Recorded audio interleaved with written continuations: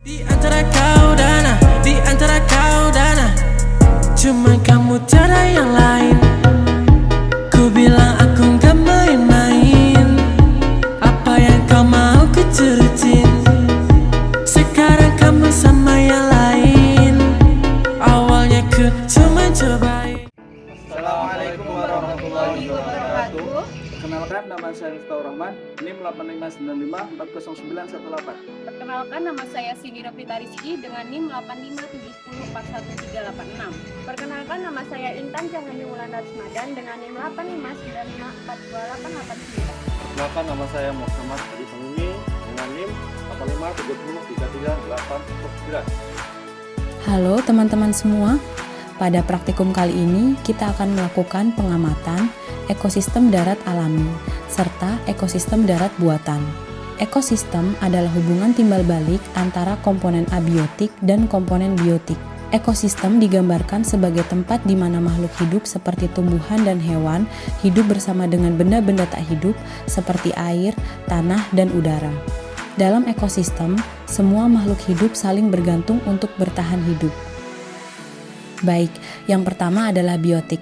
Biotik adalah komponen makhluk hidup dalam suatu ekosistem seperti tumbuhan, hewan, dan mikroorganisme.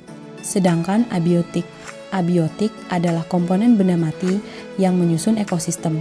Contohnya seperti air, tanah, udara, sinar matahari, dan suhu.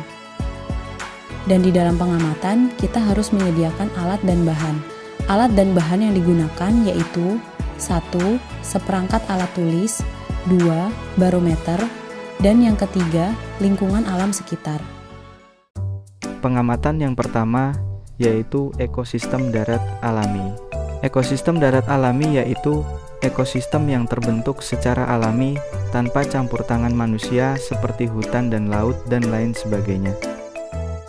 Sebelum kita amati, kita siapkan dulu alat untuk melihat tekanan udara. Tekanan udara pada hutan di sini adalah 1006,7 HP. Ekosistem darat alami seperti hutan adalah sistem yang kompleks di mana berbagai komponen biotik dan abiotik saling berinteraksi dan bergantung pada satu sama lain untuk menjaga kehidupan yang seimbang. Dan ini adalah tanaman akasia dan rumput liar menyerap sinar matahari dan menggunakan nutrisi dari tanah. Dan ini adalah tanaman paku serta berbagai rumput-rumput liar dan tumbuhan liar lainnya yang tumbuh subur. Tumbuhan ini berperan sebagai penghasil yang mengubah energi matahari menjadi makanan melalui fotosintesis. Dan komponen biotiknya, terdapat hewan kecil seperti semut yang menempel di dedaunan dan siput yang hidup di hutan dan berperan sebagai konsumen dan membantu ekosistem berjalan dengan baik. Serta pengurai yaitu jamur, yang berfungsi sebagai pengurai yang menguraikan bahan organik mati. Yang kedua yaitu ekosistem darat buatan. Ekosistem darat buatan yaitu ekosistem yang dicepatkan atau dimodifikasi oleh manusia untuk tujuan tertentu seperti taman, sawah, dan kebun. Dan di dalam ekosistem darat buatan, tekanan udara juga mencapai 1006,7 HP. Dan berikut adalah tanaman pisang, serta terik matahari yang menyinari. Pohon pisang memiliki fungsi beragam di ekosistem darat buatan, mulai dari penyedia bahan pangan dan sumber daya seperti buah, jantung, batang untuk pakan atau kerajinan, hingga peran ekologis penting seperti mencegah erosi, menjaga kelembapan lahan, dan menyuburkan tanah melalui pengolahan bagiannya menjadi kompos. Selanjutnya yaitu tanaman nanas. Dari ekosistem buatan tanaman nanas yang dibudidayakan secara sengaja di lingkungan yang dikendalikan atau dimanipulasi oleh manusia. Yang ketiga yaitu tanaman alpukat. Dalam ekosistem buatan mengacu pada budidaya alpukat yang dilakukan dengan campur tangan dan dikontrol oleh manusia.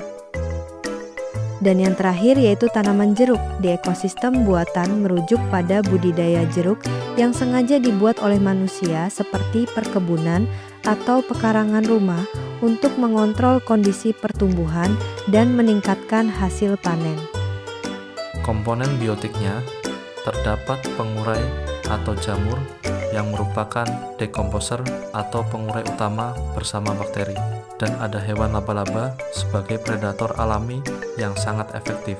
Mereka memangsa berbagai macam serangga termasuk yang dianggap hama oleh manusia, serta ada semut maupun kumbang yang memainkan peran krusial dalam sebuah ekosistem, terutama dalam proses penguraian siklus nutrisi dan pengendalian populasi.